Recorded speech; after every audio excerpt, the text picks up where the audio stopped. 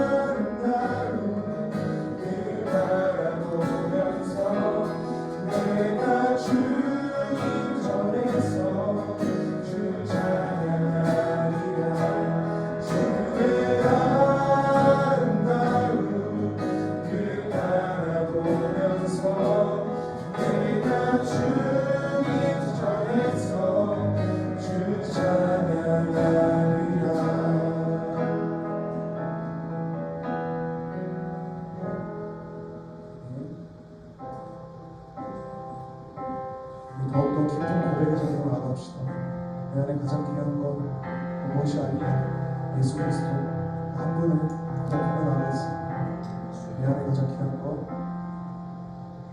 내 안에 가장 귀한 것, 예수를 알리라.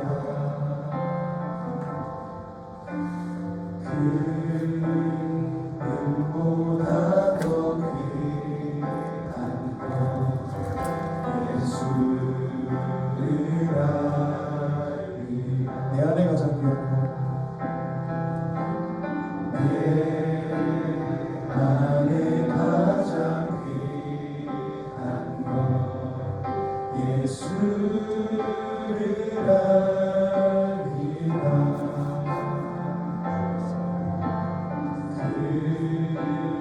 그보다 더 귀한 것, 예수를 알리라. 세상 지식보다 귀한 것, 세상 지식보다 귀한 것, 예수를 알리라.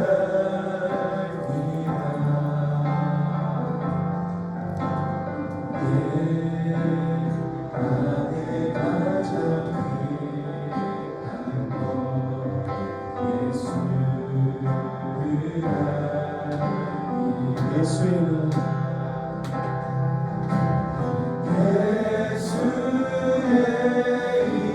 이름, 존귀한 그 이름,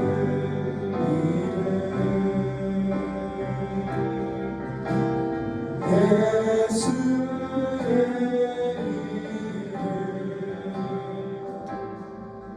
능력의 그 이름. 다시 한번 고백하겠습니다. 내 안에 가장 귀한 것, 내 안에 가장 귀한 것, 예수를 알리라.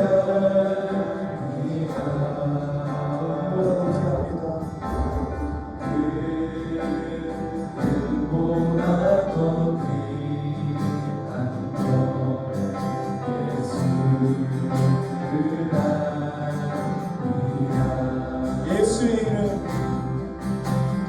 예수의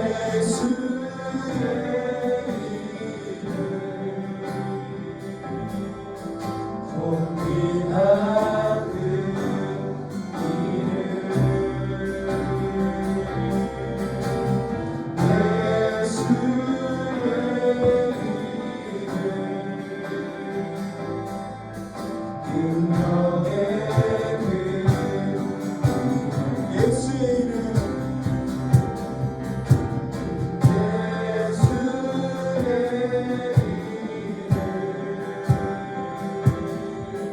존귀한 그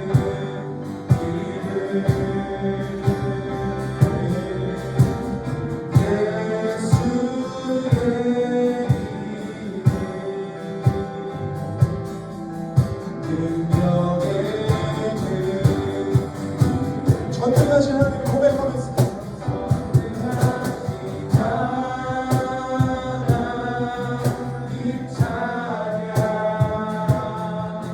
언제나 동일하신 주, 전능하신 하나님 찬양, 영원히 다스리네.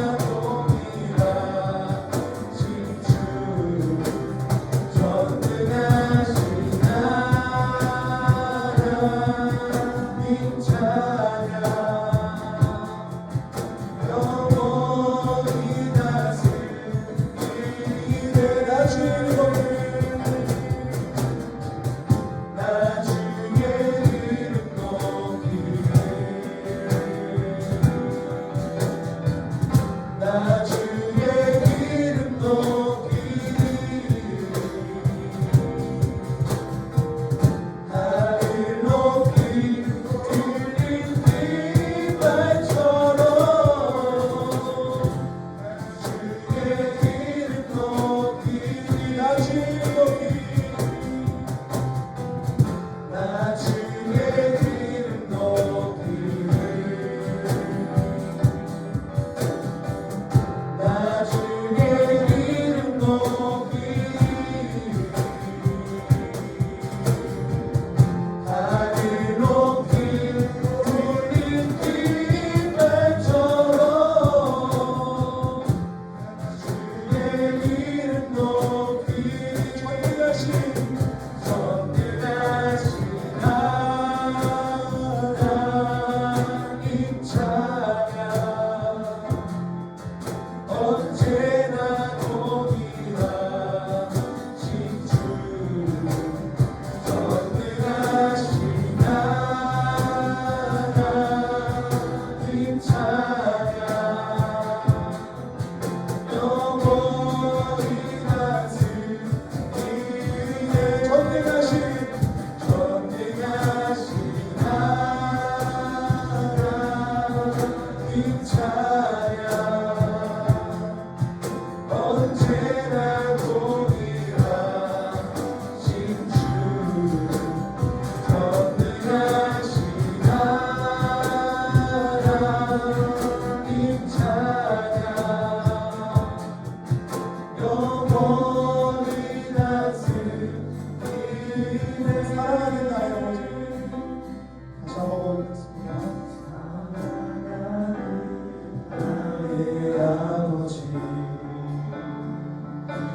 이름 높여드립니다. 주의 나라 찬양 속에 임하시니 능력에 주께 찬송하네 사랑하는 나의 아버지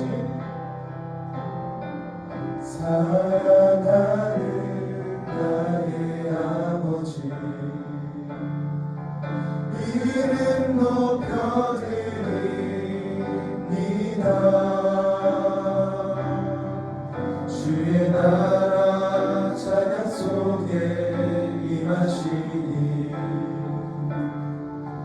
능력에 주께 찬송하네 전능하신 하나님 찬양 언제나 동일하신 주 전능하신 하나님 찬양 영원히 다스리네 전능하신 하나님 찬양 언제나 동일하신 주 전능하신 하나님 찬양 영원히 다스리네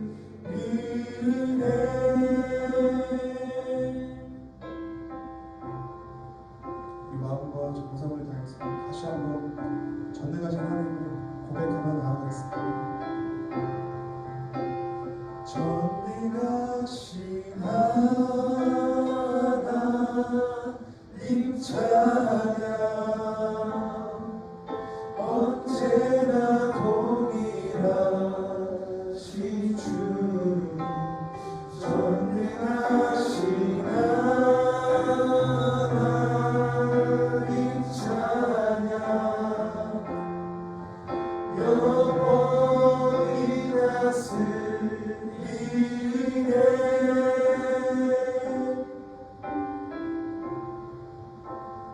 우리 시간 함께 예배를 준비하며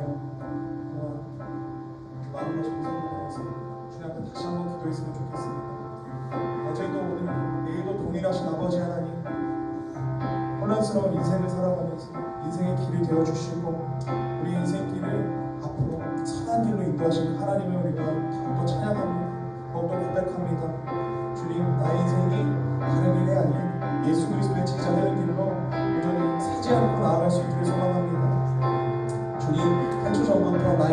하셔서 지금껏 신실하게 이끌어 오셨던 것처럼 앞으로의 인생도 주님 안에서 더욱더 신실하게 이끌어 오시는 그 하나님을 신뢰하며 나아가려고 제가 다시 한번 주님의 이름을 한 번 부르고 기도하며 나가겠습니다. 기도하겠습니다. 주여!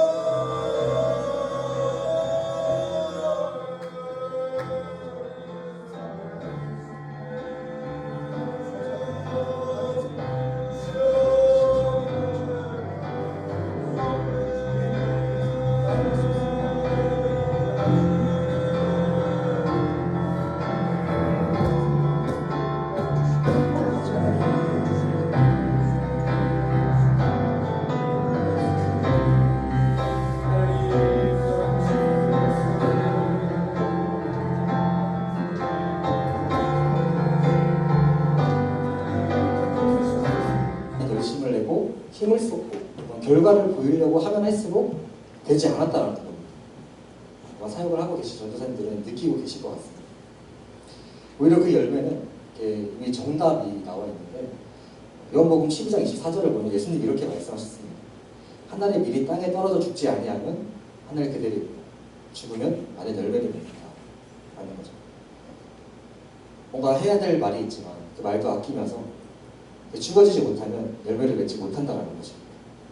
그래서 어떻게 보면은 세상이 열매 맺는 방법하고 기독교가 열매를 맺는 방법이 참 많이 다르다는 거죠.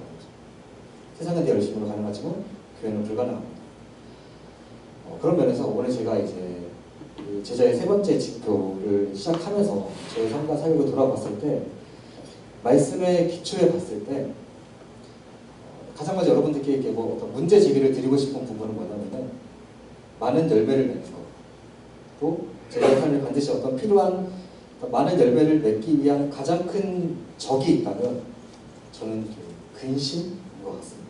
저의 삶을 돌아보면 한 번이라도 어떤 열매에 대한 고민을 해본 적이 없으시다면 잘 모르겠지만 열매에 대한 고민이 조금이라도 있었다면 많은 열매의 주적은 철저하게 저는 저희 안에 있는, 우리 안에 있는 근심이라고 생각합니다.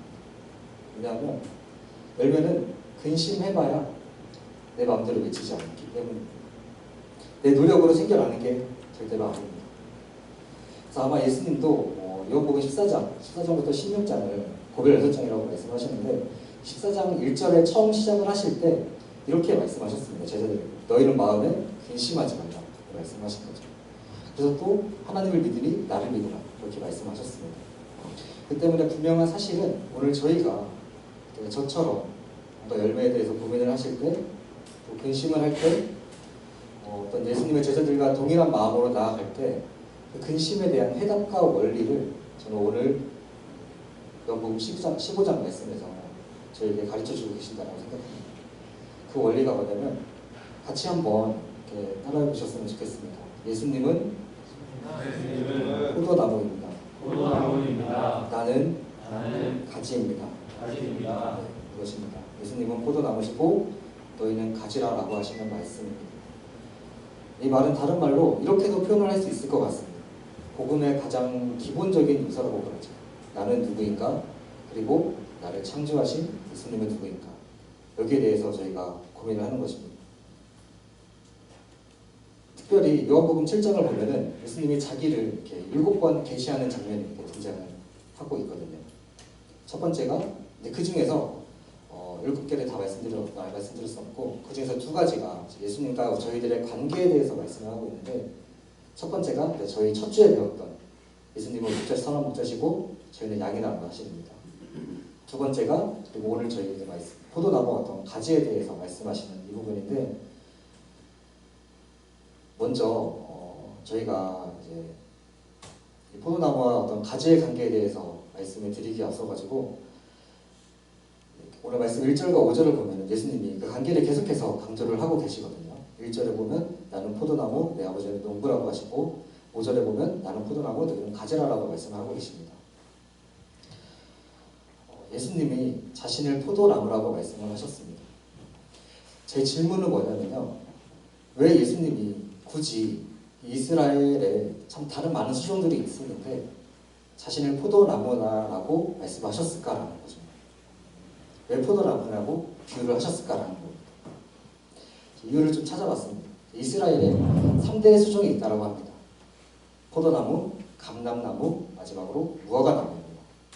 네, 그런 나무들 중에서 이 포도나무의 모습이 예수님의 모습과 가장 많이 닮았다고 합니다. 어떤 모습이 닮았냐면 예수님이 가지신 생명력입니다. 네이버에 좀 찾아봤는데 근데 이제 구약에서 이 포도나무를 이스라엘 백성으로 비유를 합니다. 비유를 하기도 하지만 포도나무의 특징을 보면은 생명력이 아주 강하다고 합니다. 이스라엘엔 비가 내리는 시기가 10월과 4월이 전부인데 그래서 기후가 상당히 건조하고 무덥습니다. 그럼에도 불구하고 이 포도나무는 어떤 환경에서도 비가 내리는 환경에서도 잘 자란다는 것입니다. 심지어는 영하 10도, 20도까지 가는 그런 추위에서도 자라는 나무가 포도나무라고 합니다. 또 이 포도나무는 뿌리를 깊게 내리는 이제 특성이 있다고 합니다. 그래서 어지간한 경사, 산지, 산악지역 할 것 없이 팔레스타인 어딜 가든지 불리한 조건에서 잘 자라는 게 포도나무입니다. 제가 정말 신기했던 점은 뭐냐면은 이 포도나무가 생명력이 너무 이렇게 강하기 때문에 그 나머지 예민한 나무들, 감람나무, 무화과나무 그런 나무들을 이 포도나무 옆에 심어 놓으면은 두 나무마저도 같이 살아나게 되는 이것이 포도나무가 가진 생명력이라는 것입니다. 이뿐만이 아닙니다. 또 이스라엘에서 포도나무라고 하면은 어떤 축복, 번영을 상징하기도 하고 유대인들에게 포도나무는 메시아, 왕을 의미한다고 합니다. 그러니까 한마디로 예수님이 좋은 걸 다 가지고 계신 거죠. 아마 이런 의미인 것 같습니다. 나는 포도나무의 깊고 튼튼한 뿌리 같은 존재라는 거죠. 나는 연약한 가지 너희들을 포도나무의 단단한 생명력으로 보호해 줄 거다. 아마 이런 의미인 것 같습니다. 이분이 예수님이라는 사실입니다. 예수님은 그러한 생명력을 가지들에게, 저와 여러분들에게 주실 수 있는 분이라는 것입니다. 그럼 두 번째, 그러면 저와 여러분, 당신을 보면 예수님의 제자들입니다. 나는 예수님의 말씀에 따르면 포도나무에 붙어있는 가지라고 말씀을 하십니다. 가지는 나무가 아닙니다. 메인이 아니고 나무로부터 뻗어나온 존재가 가지죠. 그래서 가지의 가장 큰 특징은 뭐냐면 이 가지의 나무의 영양분으로부터 그 영양분을 공급받아야만 살아갈 수 있는 존재가 가지인 겁니다. 받지 못하면 죽죠. 떨어지고 썩어지고 밟히는 거죠. 핵심은 뭐냐면 가지된 우리는 나무 대신 예수님을 떠나서는 생명을 공급받을 수가 없다라는 겁니다. 더 중요한 사실은 그래서 가지는 결국 이 열매를 맺는 데 있어서 통로일 뿐이다라는 거 이겁니다. 나무가 다 하는 겁니다. 근데 문제가 있습니다. 저희가 가지인데 이 가지들이 가끔 오해를 하는 거죠. 내 가지가 튼튼해가지고 내가 이런 열매를 맺었어. 심지어는 내 가지랑 저 가지랑 비교하기도 합니다. 가지에 붙은 열매를 자라가는 거죠. 이게 나무가 아니면은 이렇게 벌써 떨어지고 밟혔을 가지들이 예수님이 아니면 벌써 다 죽어버렸을 가지들이 착각을 하고 있는 것입니다. 착각을 하는 겁니다. 그래서 여러분, 가지의 사명은 간단합니다. 한 가지만 저희가 기억을 하면 됩니다. 오늘 말씀을 보면은 그 사명을 얘기하고 있는데 2절에 이렇게 얘기하고 있습니다. 무릇 내게 붙어 있으라 라는 겁니다.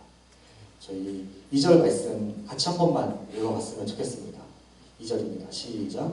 무릇 내게 붙어 있어 열매를 맺지 아니하는 가지는 아버지께서 그것을 제거해버리시고 무릇 열매를 맺는 가지는 더 열매를 맺게 하려 그것을 깨끗하게 하시는구나. 상당히 오해를 많이 받고 있는 말씀 중에 하나인 것 같습니다. 왜냐하면 심판의 메시지를 담고 있기 때문입니다.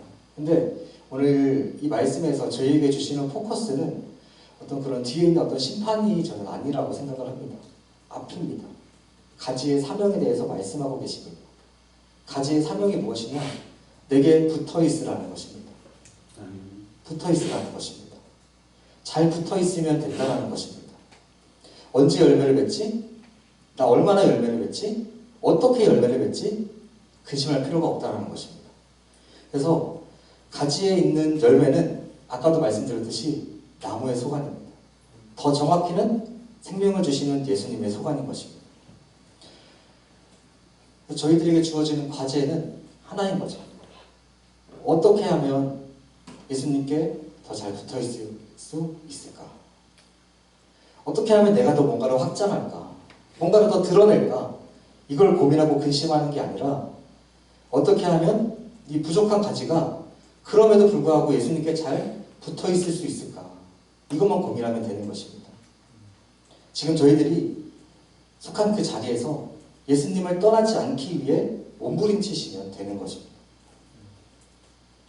오늘 말씀을 보면은 왜 이렇게 붙어 있는 게 중요할까? 그 말씀의 이유를 설명해 주고 계시는데, 제가 이미 이제 말씀 안에 거하는 자에서 이제 첫 번째 진표에서 그 거하다라는 메이네테라는 단어에 대해서 이제 목사님이 말씀해 주셨습니다.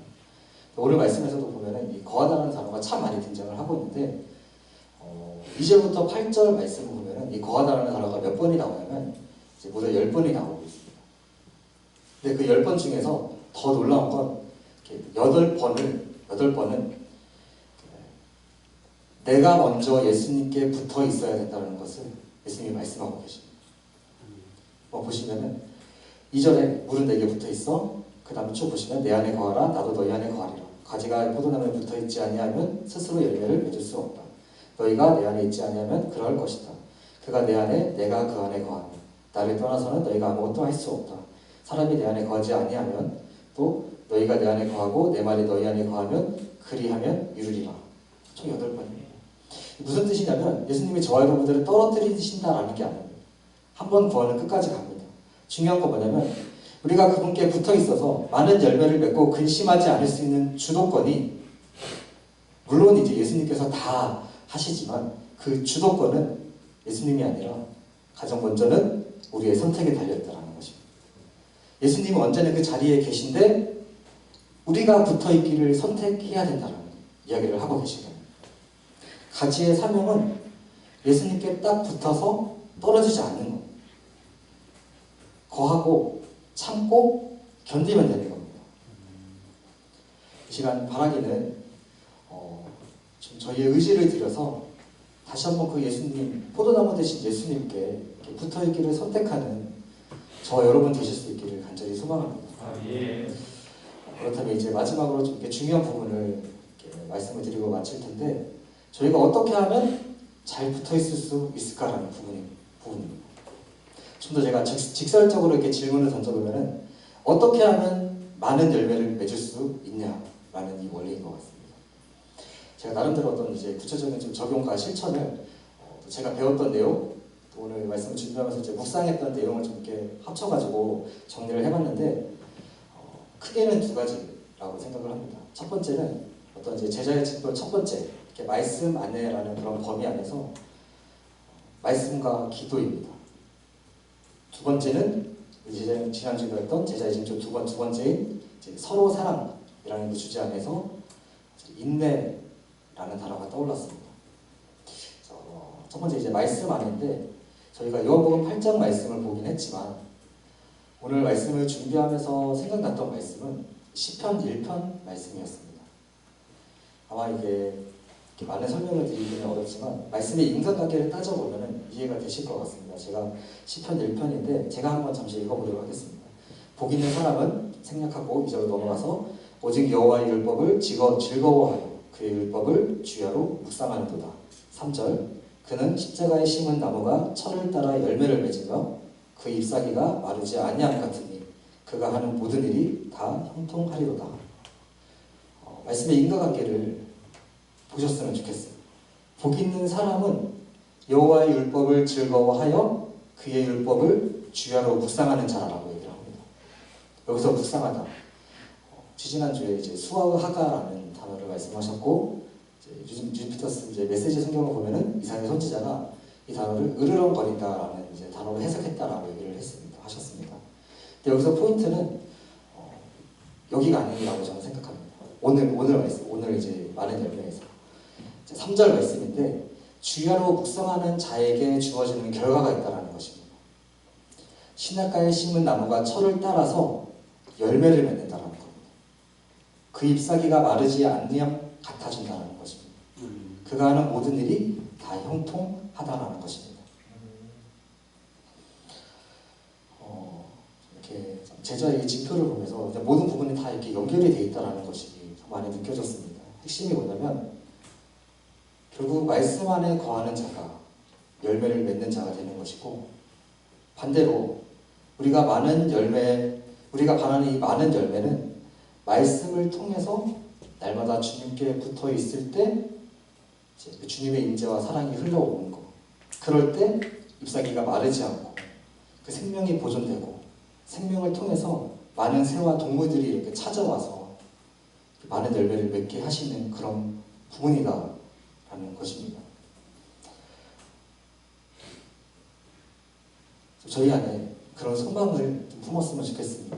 다시 한번 이 말씀 안에라는 그 주제를 통해서 좀 나를 통해서 이 생명이 흘러가는 모습들이 이렇게 기대가 되는 저희가 됐으면 좋겠습니다. 두 번째는 아까 이제 말씀이었고 이제 기도인데, 이제 기도의 정의입니다. 여러 가지 정의가 있는데 기도의 정의는 이렇습니다. 연약한 인간이 절대자를 의지하는 최선의 행위, 이것이 기도입니다. 결론적으로 기도 외에는 주님께 붙어 있을 수 있는 방법이 없는 것 같습니다. 기도하지 않으면 저희가 붙어 있지 않는데 어떻게 열매를 맺을 수 있냐라는 겁니다. 최근에 참 마음이 참 많이 쓰였던 한 청년이 있었는데, 24살이고 이제 이름은 이제 실명을 밝힐 수가 없지만 한 2달 전에 함께하게 된 세 가족이었습니다. 아버지가 특전 사령부 이제 주임원사 출신이었고, 전역을 하시고 민간교회를 찾아가서 저희 교회 오셨는데 참 이렇게 신앙이 순수하신 분입니다. 아버지 어머니 두 분 다. 근데 문제는 코로나 기간 동안 군교회가 예배를 전혀 드리지 않았다라고 합니다. 근데 그 여파가 이렇게 이어져가지고 온 건지는 잘 모르겠는데, 공동체에 왔는데 적응을 하지 못한다라는 겁니다. 오자마자 세 가족만에 이주를 했는데 연락이 그 후로 안 됩니다. 한 3주 정도 주일에도 왔다 갔다 하고 예배가 마치면 조용히 도망가고 카톡도 안 되고, 아버지 이제 안수 집사님이 전역을 하시고 그 강서구에 산토리니 아침이라고 유기농 식빵집 되게 유명한 식빵이 있습니다. 나중에 기회가 되시면 가셔서 드셔도 좋을 것 같습니다.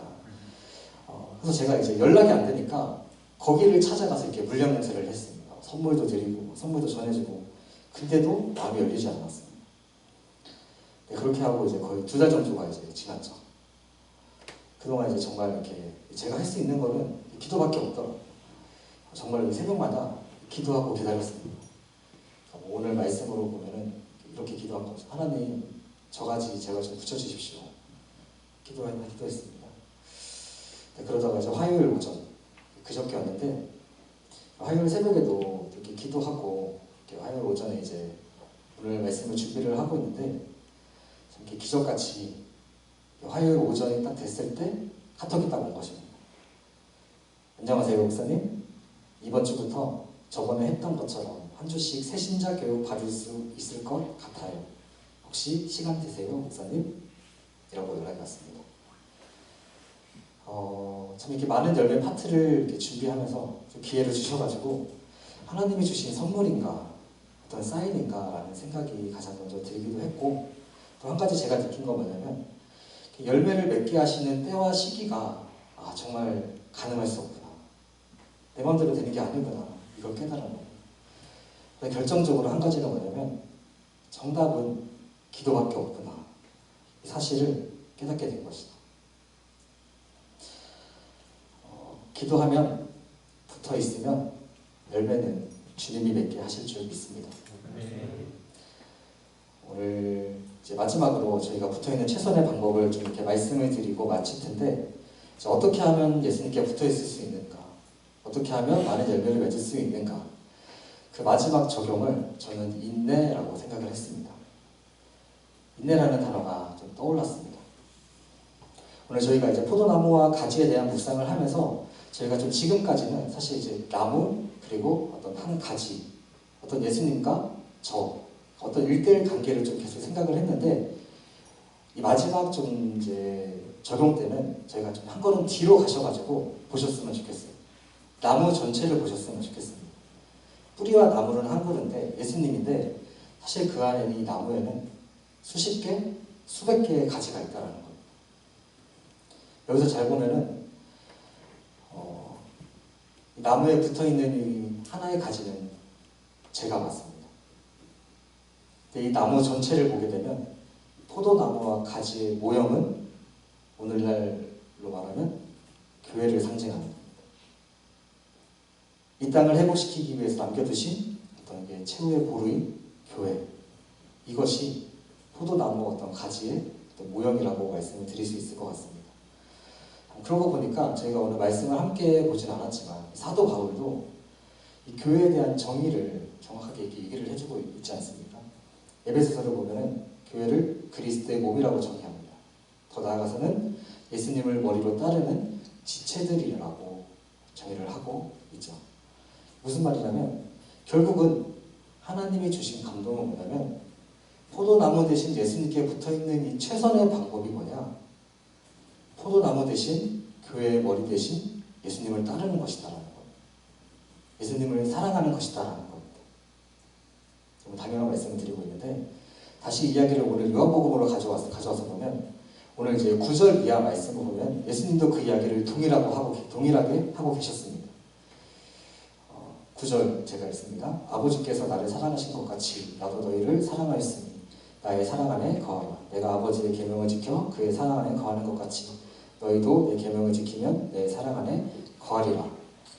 예수님을 사랑하라고 말씀하시는 그런 말씀처럼 들렸습니다. 그리고 나서 이제 13절에 보시면 그럼 그 계명이 무엇인지를 말씀을 하고 계신데 내 계명은 곧 내가 너희를 사랑한 것 같이 너희도 서로 사랑하는 이것이니라 말씀하고 계십니다.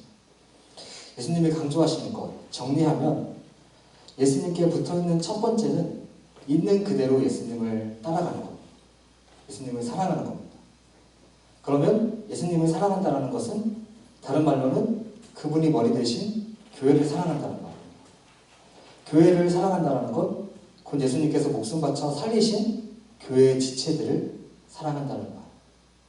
논리적으로 이렇게 되는 것입니다.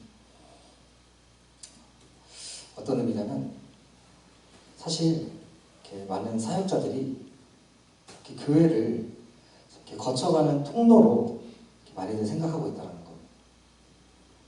근데 영적인 원칙은 저희가 지금 몸담고 있는 저와 여러분들이 섬기고 있는 이 교회가 마지막 교회라는 마음이 다시 한번 저희 안에 필요한 것 같습니다. 그것이 예수님을 사랑하는 방법이다라고 저에게 말씀하고 계신 것 같습니다. 지난 여름에 이제 철원으로 제가 2차례 수련회를 다녀왔거든요. 태풍도 있었고 비도 많이 오고 되게 힘들었는데 그럼에도 불구하고 가장 기억에 남았던 시간이 있었습니다. 철원 제1감리교회라고 어떤 곳이냐면 대한민국 최초의 순교자가 나온 곳입니다. 강종국 목사님. 그 옆에는 성결교단 최초의 순교자가 나왔던 그런 이제 철원 성결교회도 그 옆에 있었는데 이제 철원교회 담임 목사님 이상문 목사님이신데 귀한 강의를 들었습니다. 근데 다른 것보다 좀 감동적이었던 건 이분이 35년 동안을 철원이라는 그 척박한 땅 너무 춥거든요. 그 한 곳에서만 묵묵히 자리를 지키고 계시더라는 겁니다. 그 처음 교회를 시작하셨을 때 천장에서 갑자기 이렇게 쥐가 떨어지고 그리고 막 이렇게 물이 새고 다 허물어져가는 교회로 이렇게 시작을 하셨다는 겁니다.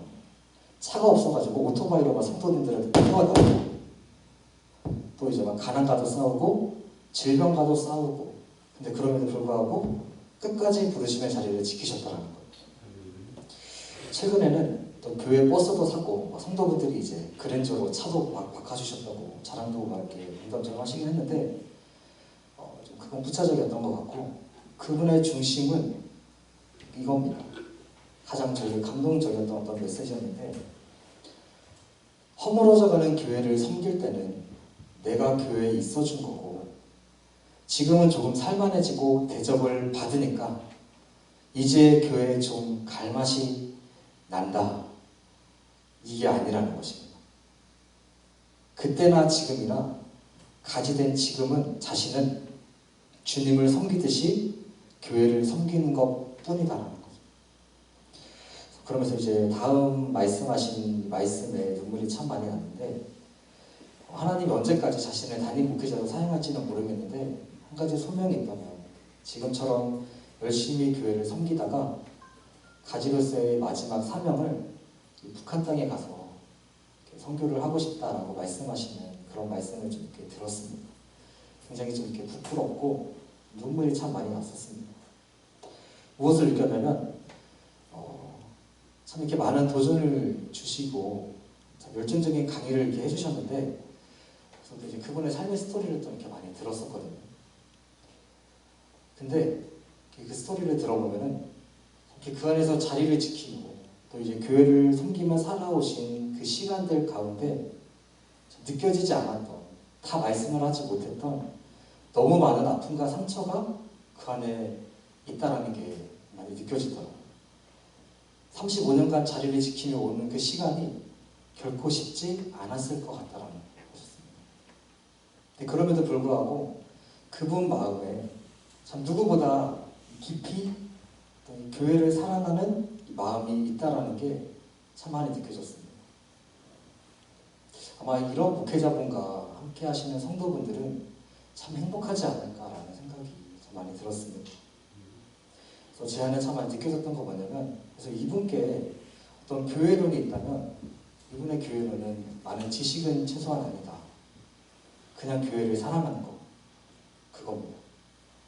예수님을 너무나 사랑하기 때문에 그래서 교회를 너무 사랑하는 거고, 그래서 교회를 위해 헌신하는 거고, 교회를 목숨 바쳐 지키는 거고, 교회를 위해서 내 것을 아낌없이 드릴 수 있는 한 사람이 되는 것, 그게 바로 제자다라는 것을 이렇게 보여주는 그런 삶이 아닐까라는 것입니다. 그런 맥락에서 한 가지 마지막 결론을 좀 이렇게 말씀을 드리자면, 지체들을 사랑하는 것 또한 마찬가지라고 생각을 합니다. 예수님을 사랑하는 것, 교회를 사랑하는 것, 지체들을, 교회에 속한 어떤 지체들을 사랑하는 것, 다른 것이 아닌 것 같습니다. 많은 열매는 결국 저희가 인내를 가지고 어떤 이렇게 부르심의 자리를 끝까지 지켜나가듯이, 인내를 가지고 아픈 영혼들, 영적으로 신음하는 영혼들을 사랑하는 것이 많은 열매를 맺는 최선의 방법일 것입니다. 아마 열매는 어떠한, 저희가 다 말할 수는 없겠지만 그런 어떤 인내의 시간을 통해서 그렇게 맺히게 되는 것이 아닐까 싶습니다. 이렇게 멀리 말고 저희 이제 제자들 교회를 보면서도 느끼는 건, 갈수록 아픈 영혼들이 참 많아진다라는 겁니다. 이 말은 다른 말로 앞으로 저희들의 사역이, 저희들이 마주하는 영혼들이 더 진정한 사랑을 누리지 못하면, 그 사랑을 경험하지 못하면 쉽게 바뀌지 못한다는 것입니다.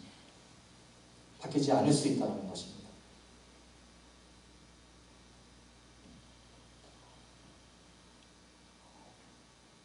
말씀을 좀 마무리하겠습니다.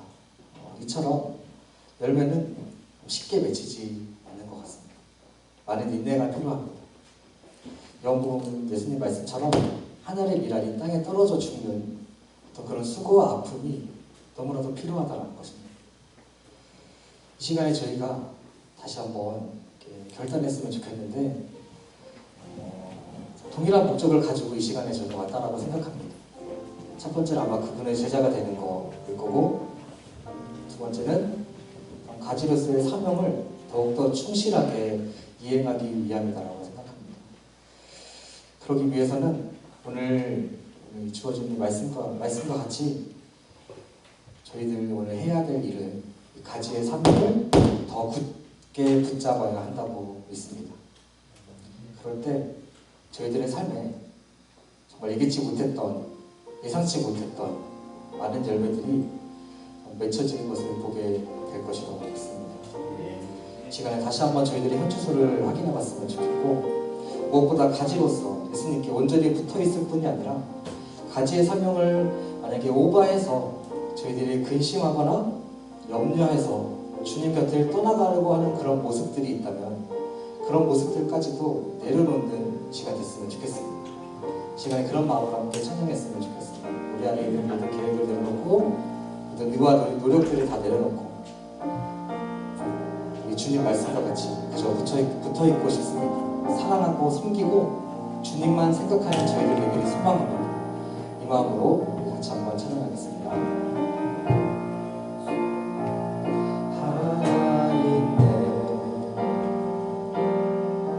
주님 다시 오실 그날까지 우리 가슴에 새긴 주의 십자가 사랑 나의 교회를 사랑케 하네.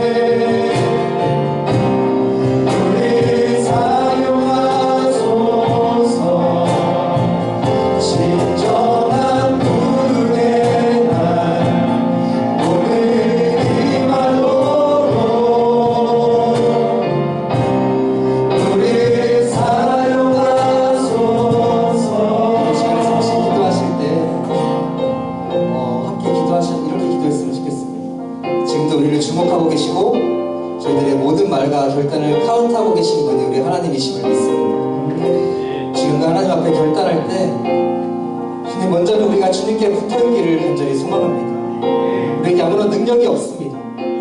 때로는 제 안에 많은 포부들, 수많은 욕심들, 내 의와 내 노력들, 그 모든 것들이 어쩌면 주님보다 앞서는, 성령보다 앞서는 인간적인 것들임을 고백합니다. 하나님, 간절히 바라고 소망하기는 이 시간 그 모든 기도 제목들이 저의 목표가 바뀔 수 있기를 소망합니다. 지금 저희들의 삶에 오늘도 버틸 수 있는 힘을 허락하실 때 어떠한 상황 속에서도 주님께만 붙어있을 수 있는 가지가 되게 하여 주옵소서. 가장 먼저 열매에 대한 근심보다 정말로 주님 온전히 따라가는 제자의 삶이 될 수 있도록 도와주시고, 이렇게 주님께 붙어있을 때 제 삶에 열매 맺게 하실 것을 믿음으로 주님 바라보는 저희들의 삶이 다 될 수 있도록 주님 도와주옵소서. 시간 다 같이 우리 주님 기대하시는 마음으로 다시 한번 함께 기도하며 나아가도록 하겠습니다.